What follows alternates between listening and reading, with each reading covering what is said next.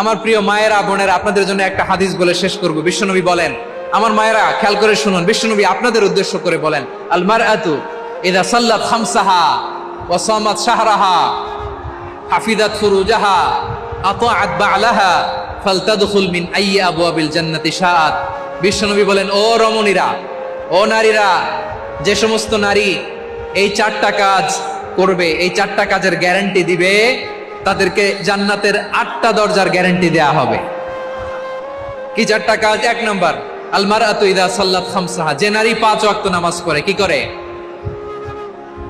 জেলা স্টেডিয়ামে অবস্থানরত আমার নারীরা বোনেরা, বিশ্বনবী আপনাদেরকে 4টা কাজের কথা বলেছেন, খুব বেশি না। 4টা করলে 8 জান্নাতের দরজা সব খোলা। কোনটা দিয়ে যাবেন? যেটা দিয়ে মনে চায়। 1 নাম্বার 5 ওয়াক্ত নামাজ। আমার বোনেরা জোহরের নামাজ পড়তে পড়তে এটা আসরে নিয়ে যায়, আসর পড়তে পড়তে এটা মাগরিবে নিয়ে যায়। এরকম আসরে নাই, লালমনিরহাটে হয়তো নাই। আমার বোনেরা এটা করবেন না। ইন্নাস সালাতা কানাত আলাল মুমিনিনা কিতাবাম মাওকুতা, সময় মতো পড়বেন। সামাত শাহরা, রমাদানের রোজাগুলো রাখবেন। হাফিজাত ফুরুজাহা, যে নারী তার চরিত্রকে হেফাজত করে, তার প্রাইভেট হেফাজত করে, তার লজ্জাস্থান হেফাজত করে। ও মায়েরা, আপনার এই গর্ভ যে কত দামি আপনি জানেন না। আপনার এই গর্ভ থেকে জন্মাবে আগামীর সালাহুদ্দিন আল আইয়ুবী। আপনার গর্ভ থেকেই জন্মাবে ইমাম আল মাহদি আল মুনতাজার। আপনার পেট থেকে জন্মাবে আবু সাইদের মতো বীর সৈনিক। আপনার পেট থেকে জন্মাবে মুগ্ধের মতো বীর মুজাহিদ। আপনি জানেন না কে আসবে আপনার পেট থেকে। সময়টাকে কাজে লাগান, ইসলামকে বোঝেন, মানেন, আমাদের ইসলামিক লেকচারগুলো শোনেন। আমরা যে বার্তাগুলো, ইনস্ট্রাকশনগুলো, দিক নির্দেশনাগুলো আপনাদের খেদমতে রাখি, এগুলো মেনে চলুন। আপনিই পারেন আপনার ঘরটাকে জান্নাতের টুকরা বানাতে। একটা family, it's a very big institution and you are the MD, the managing director of this institution. চিল্লায় বলেন ঠিক কিনা? চাইলেই পারেন ঘরটারে জান্নাতের টুকরা বানাতে। 5 ওয়াক্ত সালাত, রমাদানের রোজা, নিজের চরিত্রের হেফাজত, ও আতাআত বা'লাহা, স্বামীর আনুগত্য। এটাতে অনেকে ভুল করে থাকে। হায় রে আমার বোনেরা, স্বামীর আনুগত্যকে এটা নিজের অপমান মনে করবেন না। আপনার স্বামী আপনার সবচেয়ে বড় গার্ডিয়ান, তিনি আপনার সবচেয়ে ভালো চায়। নারী কখনো গার্ডিয়ানশিপের বাইরে থাকতে পারে না। হয় আপনি বাবার গার্ডিয়ানশিপের ভেতরে, বাপ না থাকলে ভাই আপনার গার্ডিয়ান, ভাই না থাকলে চাচা গার্ডিয়ান, বিয়ের পরে আপনার স্বামী আপনার গার্ডিয়ান। শরিয়া সম্মত স্বামীর আদেশগুলো আপনি মেনে চলবেন, কিন্তু শরিয়া বিরুদ্ধ কোনো আদেশ মানতে আপনি বাধ্য নয়। আওয়াজ করে বলুন সবাই ঠিক কিনা? এই 4টা কাজ যদি কোনো নারী করে, বিশ্বনবী বলেন জান্নাতের 8টা দরজা খোলা। তোমার যেটা দিয়ে মনে চায় সেটা দিয়ে জান্নাতে তুমি এন্ট্রি নিতে পারবা। বিষ্ণু ইসা ইসলামের স্ত্রীর নাম ছিল আয়েশা রাদিয়াল্লাহু তাআলা আনহা, আবু বকর রাদিয়াল্লাহু তাআলা আনহুর মেয়ে। আবু বকর রাদিয়াল্লাহু তাআলা আনহুর আরেক মেয়ের নাম হচ্ছে আসমা। কি নাম? দুজনই আবু বকর রাদিয়াল্লাহু তাআলা আনহুর মেয়ে, আসমা আর আয়েশা। নাম দুইটা কেমন লাগে? আসমা নামটা কেমন লাগে? আয়েশা নামটা কেমন লাগে? সবার ভালো লাগে নাই? নাম দুটো আপনাদের ভালো লাগে? লালমনিরহাটে অনাগত যদি কন্যা সন্তান হয়, যদি মনে চায় আসমা রেখে দিতে পারবে, যদি মনে চায় আয়েশা রেখে দিয়েন। দেশে বিদেশে, এয়ারপোর্টে, রাস্তা ঘাটে শুধু বলে হুজুর একটা নাম দেন, আমার ছেলের একটা নাম দেন, মেয়ের একটা নাম দেন। তো আমার মনে আছে যশোরের 8 দিনের মাহফিলে আমি 1-2টা নাম দিয়েছিলাম। আজকে লালমনিরহাটের এই প্রোগ্রামে কন্যা সন্তান যদি হয় 2টা নাম দিলাম, আসমা কিংবা আয়েশা। ইনশাআল্লাহ পড়েন। দুজন বোন, এক মায়ের না, বাবা এক, মা দুজন। আয়েশা রাদিয়াল্লাহু তাআলা আনহার মায়ের নাম উম্মে রুমান, আর আসমা রাদিয়াল্লাহু তাআলা আনহার মায়ের নাম কুতাইলা বিনতে আব্দুল উজ্জা। আবু বকর রাদিয়াল্লাহু তাআলা আনহু 4টা বিয়ে করেছিলেন। তো একই ঘটনা ঘটেছে এই ফ্যামিলিতে। আসমা ইসলাম ধর্ম গ্রহণ করে মুসলিমা, কিন্তু তার মা কুতাইলা মুশরিকা। আই রিপিট, বোঝার জন্য আমি আবারও বলি, আসমা রাদিয়াল্লাহু তাআলা আনহা মুসলিমা, আর আসমার মা কুতাইলা। আওয়াজ করে বুঝে থাকলে বলেন, আসমার মা মুশরিকা। তার মানে মেয়ে মুসলিম, মা অমুসলিম। ভেজাল আছে না নাই? কিন্তু কুতাইলা আর ধৈর্য ধারণ করতে পারে না। নার ছেড়া ধন, কলিজার টুকরা ধন, কলিজার টুকরা সন্তান, আসমারে দেখতে বড্ড মন চায়। সাইয়েদনা আসমা রাদিয়াল্লাহু তাআলা আনহা মক্কা থেকে হিজরত করে মদিনায় চলে গেলেন হুদাইবিয়ার পর। যখন মক্কা মদিনার ট্রাফিক স্বাভাবিক হলো, মক্কার লোক মদিনায় যায়, মদিনার লোক মক্কায় আসে। কোচাইলা কলিজার টুকরা সন্তান আসমারে দেখার জন্য কিছু উপহার নিয়ে বিশাল মরুপথ পাড়ি দিয়ে মক্কা থেকে মদিনায় যায়। সুবহানাল্লাহ বলেন। এখন মা আসছে মেয়ের সাথে দেখা করতে, মেয়ে তো আর দেখা দেয় না। মেয়ে ভাবছে আমার মা তো মুশরিকা, অপবিত্রা, তার সাথে কি দেখা দেয়া যাবে? বিশ্বনবীর দরবারে চলে গেলেন। সুবহানাল্লাহ বলেন। কি সৌভাগ্যবান ছিল তারা, মাসলা জানার দরকার হলেই নবীর দরবারে চলে যেত। ঘরে বউয়ের সাথে ঝগড়া হলে নবীর দরবারে চলে যেত।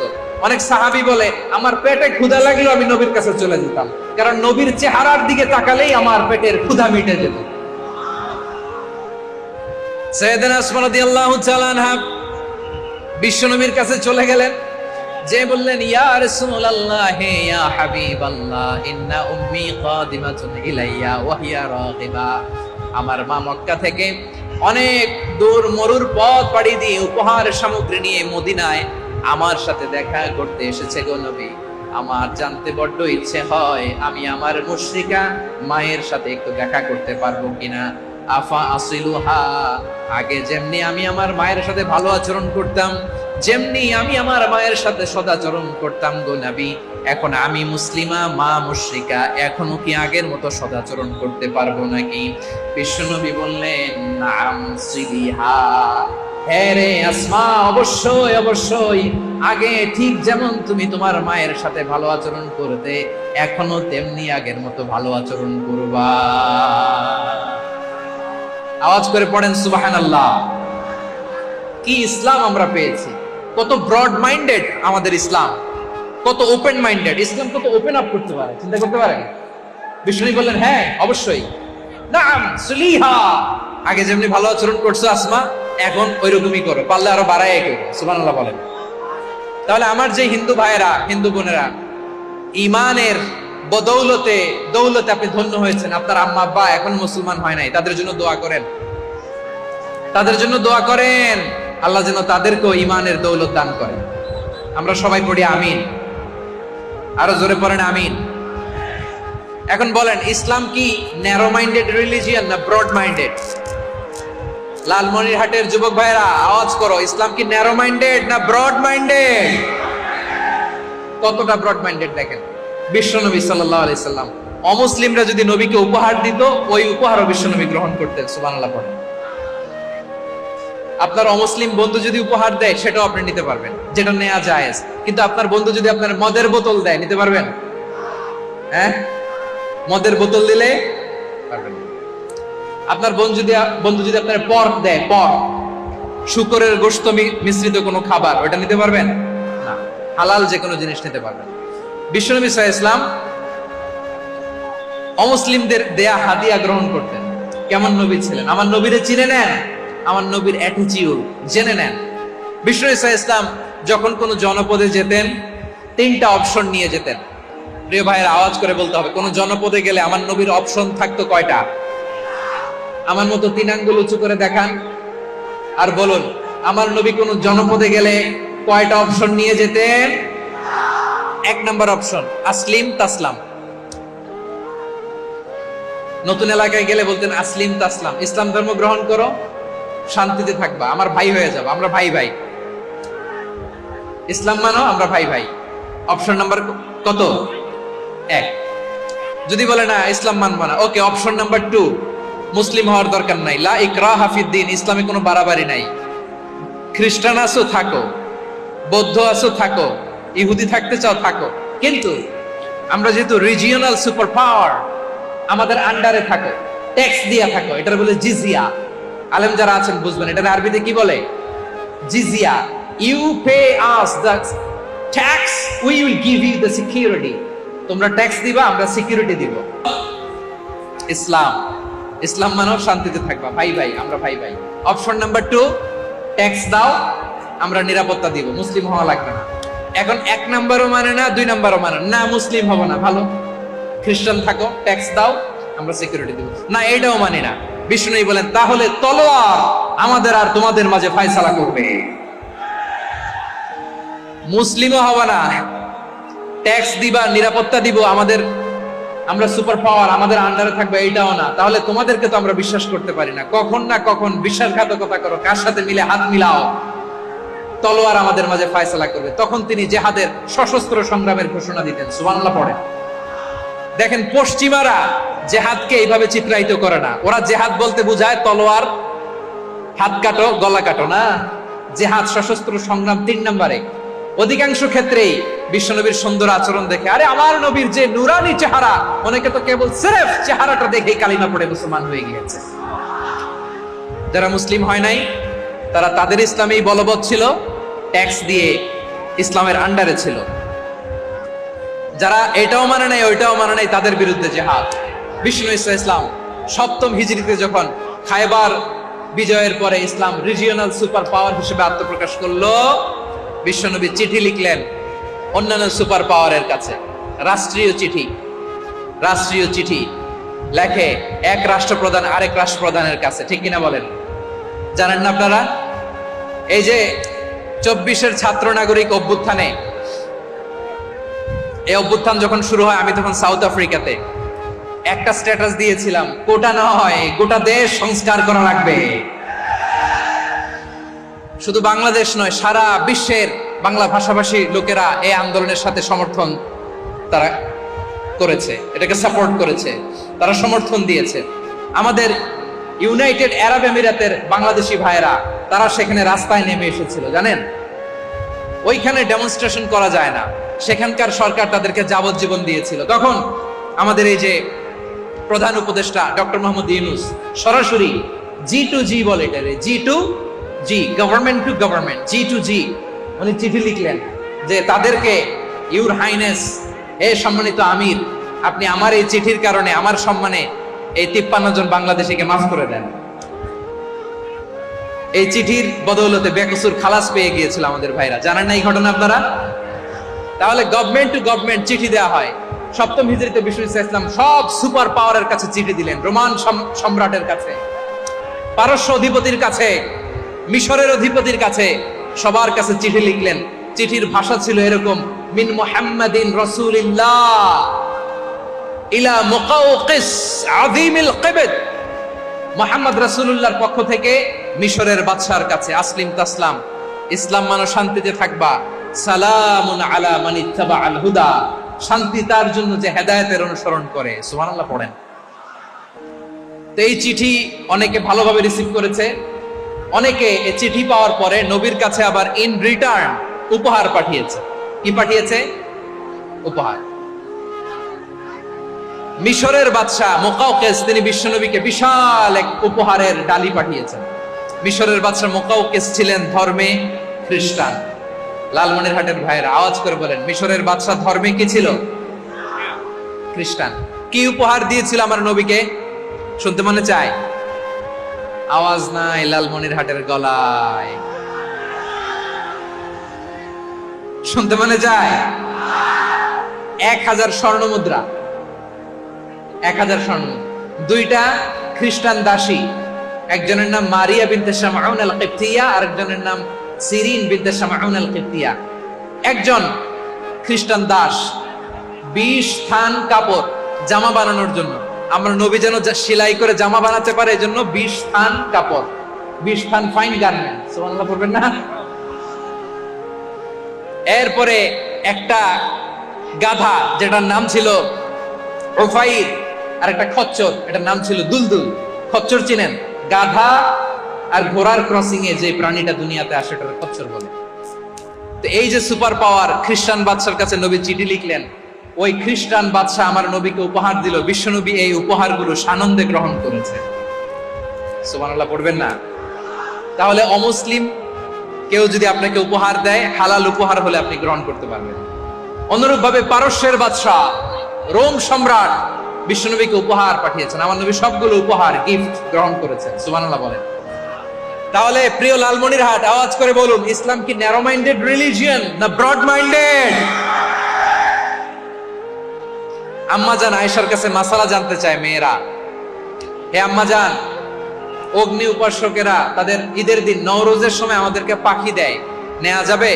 উনি বললেন ওরা জবাই করে দিলে নেওয়া যাবে না, কিন্তু ওরা যদি ফলমূল এরকম খাবার দেয় এগুলো নেওয়া যাবে। তার মানে অমুসলিমদের দেয়া উপহার এটা গ্রহণ করা যায়। সুবহানাল্লাহ বলেন। শুধু তাই নয়, বিষ্ণু ঈসা ইসলাম অমুসলিমদের সাথে আর্থিক লেনদেনও করেছেন, ফিনান্সিয়াল ডিলিং করেছেন। অমুসলিমদের সাথে প্রয়োজনে আপনি ফিনান্সিয়াল ডিলিং করতে পারবেন। আমরা প্রায় দেখি বাজারের মিষ্টির দোকানগুলো আমার হিন্দু ভাইদের। লালমনিরহাটে মিষ্টির দোকান, দইয়ের দোকান কারা চালায়? হিন্দুরা চালায় না। তারপরে যে বারবার শপ, চুল কাটে যে নাপিত, অধিকাংশ নাপিতের দোকানে কারা? আমার হিন্দু ভাইরা। আপনি চুল কাটতে পারবেন কিনা? পারবেন কিনা বলেন? পারবেন। তার দোকান থেকে দই মিষ্টি কিনতে পারবেন কিনা? হ্যাঁ, আমার মুসলিম ভাইয়ের দোকান থাকলে ওইটার আমি বেশি প্রায়োরিটি দিব, ঠিক কিনা? কিন্তু যদি তাদের সার্ভিস নিতে চান, প্রোডাক্ট নিতে চান, পারবেন। তার দলিল সহিহ বুখারী, আম্মা জান আয়েশা রাদিয়াল্লাহু তাআলা আনহা বলেন, ইশতারা রাসূলুল্লাহ সাল্লাল্লাহু আলাইহি ওয়াসাল্লাম মিন ইয়াহুদিন তুআমান ওয়া রাহানাহু দিরআহু মিন হাদিদ। রাসূল সাল্লাল্লাহু আলাইহি ওয়াসাল্লাম এক ইহুদির কাছ থেকে, কার কাছ থেকে? সবাই বলে নাই কার কাছ থেকে? আমার নবী, পেয়ারা নবী এক ইহুদির কাছ থেকে জব কিনেছিল। জব, বার্লি, যেটা দিয়ে রুটি বানায়। ওই জবের দাম দেওয়া টাকা পয়সা নবীর কাছে ছিল না। ফলে নবী ওনার একটা পোশাককে মর্গেজ রেখেছিলেন, মর্গেজ, বন্ধক, যে এখন এটার দাম দিতে পারবো না, কয়েক কেজি বার্লি নিয়ে যাই আর বন্ধক হিসেবে আমার জামাটা রেখে গেলাম, যেই দিন দাম দিব ওই দিন জামাটা ছুটাই নিয়ে যাব। সুবহানাল্লাহ পড়বেন না? বাকিতে নিছিলেন, বাকিতে। দিরআহু মিন হাদিদ, লোহার তৈরি বর্ম, মানে যুদ্ধের পোশাক, লোহা দিয়ে বানানো। বিষ্ণুনবী বললেন কয়েক কেজি জব দাও, টাকাটা পরে দিব, এখন টাকা নাই, বন্ধক হিসেবে, মর্গেজ হিসেবে আমার জামা রেখে গেলাম, যখন টাকা দিব জামা ছুটাই নিব। আওয়াজ করে বলতে হবে সুবহানাল্লাহ। এ থেকে বোঝা গেল অমুসলিমদের সাথে ফিনান্সিয়াল ডিলিং করা যায়, অর্থনৈতিক লেনদেন করা যায়, কেনাবেচা করা যায়, প্রোডাক্ট কেনা যায়। এমনকি আমাদের মসজিদে নববীতে বারান্দায় আপনারা একটা অটোমেটিক ফ্লাইং আমব্রেলা দেখছেন? সূর্য যখন বাড়ে মসজিদে নববীর বারান্দায়, ইয়ার্ডের মধ্যে অটোমেটিক্যালি কিছু আমব্রেলা আছে, শাঁ করে খুলে যায়, আর সূর্যের তাপ লাগে না। আবার সন্ধ্যাবেলায় এই আমব্রেলা গুলো ওরা ক্লোজ করে ফেলে, দেখেন নাই না? দেখছেন? এই মসজিদে নববীকে সর্বোচ্চ উন্নত মানের কনস্ট্রাকশন ইনফ্রাস্ট্রাকচারে ডেভেলপ করার জন্য কর্তৃপক্ষ কিছু অমুসলিম ইঞ্জিনিয়ারের, ডিজাইনারের সহায়তা নিয়েছিল। সুবহানাল্লাহ বলেন। কোন দলিলের ভিত্তিতে? এই দলিলের ভিত্তিতে যে বিষ্ণু ঈসা ইসলাম অমুসলিমদের সাথেও লেনদেন করেছেন। আওয়াজ করে বলতে হবে আল্লাহু আকবার। শুধু তাই নয়, ইন কেস অফ ইমার্জেন্সি, প্রয়োজনে ইসলামের খাতিরে, ইসলামকে সামনের দিকে এগিয়ে নিয়ে যাওয়ার জন্য অমুসলিমদের সাপোর্ট নেওয়া জায়েজ আছে। সুবহানাল্লাহ বলেন। অমুসলিমদের সাপোর্ট নেয়া, তাদের থেকে অর্থ নেয়া, পলিটিক্যাল সাপোর্ট, পলিটিক্যাল অ্যাসাইলাম নেওয়া জায়েজ আছে। আমাদের অনেক বিশ্ববরেণ্য দায়ীরা আমেরিকায় অস্থায়ীভাবে অ্যাসাইলাম নিয়ে থাকে, নিজের দেশে গেলে ফাঁসিতে ঝুলাই দিবে। যুগ যুগ ধরে দায়ীদের উপর এরকম অত্যাচার আর নির্যাতন আছে না নাই? মিশরের অনেক দায়ীরা পাশ্চাত্যে যেয়ে থাকে, এই যে তারা পলিটিক্যাল অ্যাসাইলাম নিয়ে থাকে, রাজনৈতিক আশ্রয়, এটা জায়েজ আছে না? এটা যে জায়েজ আছে তার প্রমাণ স্বয়ং বিশ্বনবী সাল্লাল্লাহু আলাইহি ওয়াসাল্লাম পলিটিক্যাল সাপোর্ট নিয়েছিলেন অমুসলিমদের কাছ থেকে। সুবহানাল্লাহ বলেন।